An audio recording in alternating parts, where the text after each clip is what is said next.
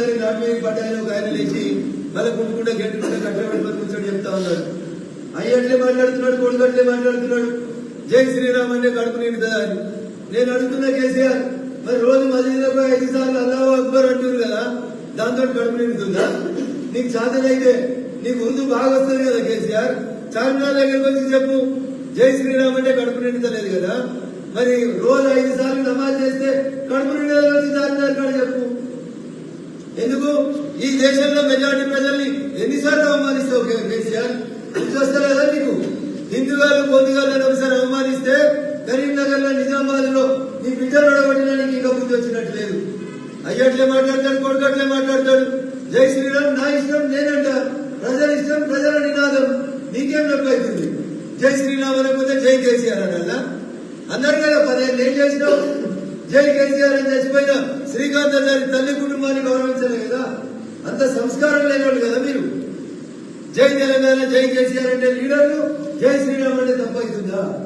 రా మరి ఏడికి వస్తావు? ఏ ప్రార్థనా మందిరం దగ్గరకు వస్తావో ఆదివారం నాడు పొద్దుగాల 11 గంటలకు వచ్చి చెప్పు ఈ ప్రార్థన కడుపు నింపాలి, ప్రార్థన చేయకండి అని చెప్పు. ఆ తెలివి లేదు, ఆ సోయి లేదు. 180% ఉన్న హిందువులని అల్కా దొరికిరా మీకు? జై శ్రీరామ్ అంటే కడుపు నిండుతుందా? నిండదు. మరి జై కేసీఆర్ అంటే నిండుతుందా? నింపినవా మరి 10 ఏళ్ల కొద్ది కడుపు? సచిన కుటుంబాలను ఆదుకున్నావా 10 ఏళ్ల కొద్ది? అందుకని మంచిగా మాట్లాడుతున్నారు బీజేపీ సంస్కారవంతంగా. కేసీఆర్ గారని మాట్లాడుతున్నారంటే దిమాగ్ పని చేయకపోతే ఇంకే మాట్లాడాల్సి వస్తుంది. జై శ్రీరామ్ తలుపు నింపుతుందో లేదో అన్నోళ్ళకి తెలుసు, నీకేం తెలుస్తుంది? నువ్వే మాట్లాడతావు కదా, నేను చాలా గొప్పగా యజ్ఞాలు చేస్తా, యాగాలు చేస్తా, వచ్చి ప్రసాదం తీసుకోపోమని. మరి ఏదైనా ప్రసాదం మంచిది ఎందుకు అరుస్తున్నావు? అక్షింతలు మంచితే నీకున్న కడుపు నొప్పి ఏంది? ఇష్టంలో తీసుకుంటున్నారు, ఇష్టంలో దేవుడిని పూజిస్తూ నువ్వెందుకు అరుస్తున్నావు? బరాబర్ జై శ్రీరామ్ అంటాం, జై శ్రీరామ్ అంటాం, బరాబరి కేసీఆర్ పొంద పెడతాం. జై శ్రీరామ్ అంటాం, నై కేసీఆర్ అని కూడా ఒక స్లోగన్ ఇస్తాం. ఇవాళ నుంచి కేసీఆర్ కేటీఆర్ అందరు జై శ్రీరామ్ అంటే కేసీఆర్ ని తిరగడిస్తాం, లేకపోతే నై కేసీఆర్ అనే నినాదాన్ని బరాబర్ అన్నిగా నీళ్ళు ఇప్పిస్తామని ఈ సందర్భంగా కేసీఆర్ గారికి చాలా స్పష్టంగా హెచ్చరిక ఒప్పదలుచుకున్నాం. కేసీఆర్ వేరు, రేవంత్ రెడ్డి వేరు అని అనుకుంటారు ప్రజలు. కేసీఆర్ 100 అబద్దాలు ఆడితే రేవంత్ రెడ్డి అనేటువంటి 1000 అబద్దాలు ఆడే అధికారంలోకి వచ్చింది. మా మీడియా మిత్రులందరూ గుర్తుంటాయి పాపం. వైద్య రంగం, వైద్య నిపుణులు, డాక్టర్లందరూ బాగా ప్రయత్నం చేశారు. ఒక అవిభక్త కవలల్ని విడదీస్తారు. వీణా వాణి అని 2 అవిభక్త కవలలు ఉన్నారు. ఎట్లనే చేసి వాళ్ళిద్దరిని సెపరేట్ చేయాలని ప్రపంచంలో ఉన్న వైద్యులందరూ ట్రై చేశారు. కానీ పాపం వైద్య నిపుణులకు కూడా వాళ్ళని సెపరేట్ చేయడం అనేది పాసిబుల్ కాలేదు. అట్లా రేవంత్ రెడ్డి కేసీఆర్ కూడా వీణా వాణి లాంటి అవిభక్త కవలలు వీళ్ళిద్దరు. ఆయన ఒకటి మాట్లాడితే 2 మాట్లాడతాడు. జూటా మాటలు మాట్లాడమంటే రేవంత్ గారు కేసీఆర్ కంటే 2 ఆకులు ఎక్కువ చదువుతున్నాడు తప్ప నీకు అంతకంటే ఎక్కువ నిజాలైతే ఏం లేదు. ఈ అవిభక్త కవలని వైద్య రంగం ఎట్లయితే సెపరేట్ చేయలేకపోతుందో ఇలా తెలంగాణ సమాజం ఆలోచించాలని చెప్పి నేను ఈ సందర్భంగా అప్పీల్ చేస్తా ఉన్నాను. లిక్కర్ కేసులో కవితను అరెస్ట్ చేయలేదనుకో రేవంత్ రెడ్డి ఏమంటాడు? బీజేపీ వాడు, బీఆర్ఎస్ వాడు ఒకటి, అందుకని లిక్కర్ కేసులో కవితను అరెస్ట్ చేస్తలేదంటాడు. మా మీడియా మిత్రులకు నేను 2 చేతులు జోడించి అప్పీల్ చేస్తా ఉన్నా, పట్టణంలో ఉన్న మీడియా మిత్రులకు కూడా. మరి సోనియా గాంధీని, రాహుల్ గాంధీని, రాబర్ట్ వాద్రాని ఇదే ఈడీ పిలిచింది కదా. ఏ ఈడీ అయితే సోనియా గాంధీని, రాబర్ట్ వాద్రాని, రాహుల్ గాంధీని పిలిచిందో అదే ఈడీ కవితను పిలిచింది కదా.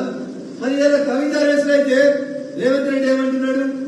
బీజేపీ వాళ్ళు కేసీఆర్ ఇద్దరు కలిసి బిడ్డ బెయిల్ కోసం 5 సీట్లు పంచుకున్నారు అంటాడు. అది నీ నోరా మోరాబాయ్? అరెస్ట్ చేయకపోతే అరెస్ట్ చేయలేదు, ఇద్దరు ఒకటి అంటూ. అరెస్ట్ చేస్తే కేసీఆర్ బీజేపీ 5 సీట్లు గెలిచేందుకు పరోక్షంగా సహకరిస్తున్నారు అంటారు.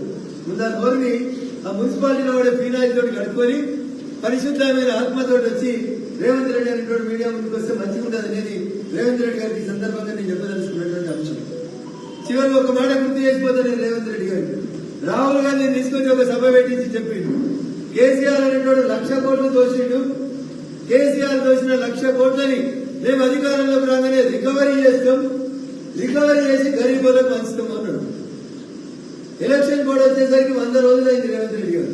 ఇది నువ్వు చెప్పలే, మీ నాయకుడు రాహుల్ గాంధీతో కూడా అబద్ధం ఆడిపించింది. నువ్వు ముఖ్యమంత్రి ఎన్నికల కోడ్ వచ్చేసరికి 100 రోజులు టైం ఉండేది. 100 రూపాయలు వసూలు చేసినావా కేసీఆర్ దగ్గర?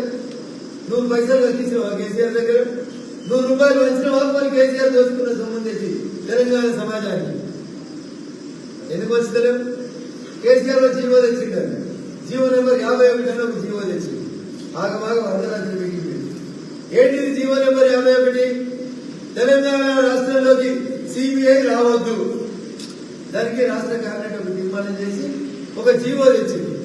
ఆ జీవో నెంబర్ పేరు జీవో నెంబర్ 51. మరి కేసీఆర్ నీకు అక్కిస్తావు కదా 1,00,000 కోట్లు. జీవో 51 రద్దు చేయలేదు. నువ్వు కేసీఆర్ ఒకటి కాకపోతే జీవో నెంబర్ 51 రద్దు చేసి సిబిఐని రాష్ట్రంలోకి స్వాగతించు. దొంగల్ని సర్దిగట్టి జైలుకు పంపించు. ఇవేమి చేస్తలేమంటేనే మీరిద్దరు అవిభక్త కమలం అనేది తెలంగాణ సమాజం దృష్టిలో ఉంచాలనేది భారతీయ జనతా పార్టీ చేస్తున్నటువంటి ప్రయత్నం.